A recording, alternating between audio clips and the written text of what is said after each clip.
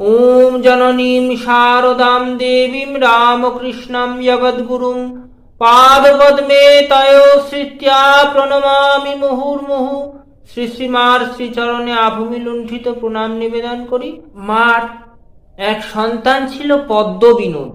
তিনি হচ্ছে মাতাল, মদ খেত সারাক্ষণ ধরে, কিন্তু তার মায়ের উপরে যে ভক্তি তা ছিল দেখার মতো। কিন্তু ওইরকম মদ ঠদ খেত দেখে কেউ তাকে মার বাড়িতে আসতে দিত না। একদিন তার মনে খুব দুঃখ হয়েছে, সে এরকম মদ খেয়ে সে মার বাড়ির সামনে দাঁড়িয়েছে, দাঁড়িয়ে গান গাইছে। ওঠো গো করুণাময়ী, খোলো গো কুটির দ্বার, আধারে হেরিতে নারী, হৃদি কাঁপে অনিবার। ওঠো গো করুণাময়ী, খোলো গো কুটির দ্বার, আধারে হেরিতে নারী, হৃদি কাঁপে অনিবার। প্রথম লাইনটা গাওয়ার সঙ্গে সঙ্গে মা উঠলেন, উঠে ঘরের জানলার খড়খড়ি একটা খুললেন। এই গানের শব্দে তো শরৎ মহারাজেরও ঘুম ভেঙে গেল, কারণ মার পাশের ঘরেই তিনি ঘুমন। মহারাজ উঠে বলতে থাকলেন, তুলেছে গো, মাকে তুলেছে, আজকে বিনোদ মাকে তুলেছে। তারপরে আবার এই পদ্মবিনোদ দ্বিতীয় লাইন গাইছে।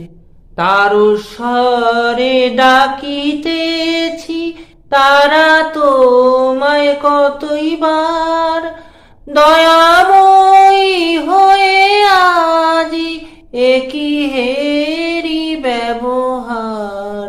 তারো স্বরে ডাকিতেছি, তারা তোমায় কতইবার, দয়াময়ী হয়ে আজি একই হেরি ব্যবহার।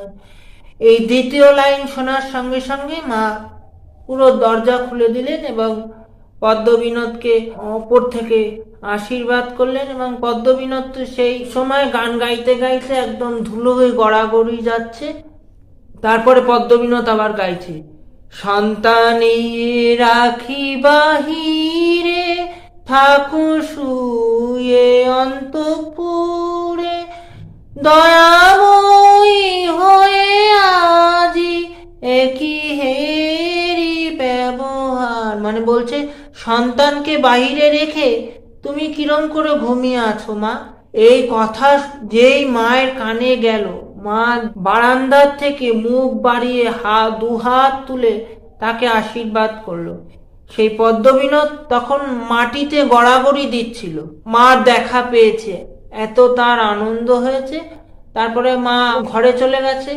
তারপরে পদ্মবিনোদ মার ওই বাড়ির সামনে ধুলো তার মাথায় দিচ্ছেন, গায়ে দিচ্ছেন এবং মাকে প্রণাম জানাচ্ছেন যে, ওঠো গো করুণাময়ী, খোলো গো কুটির দ্বার, আধারে হেরিতে নারী, হৃদি কাঁপে অনিবার।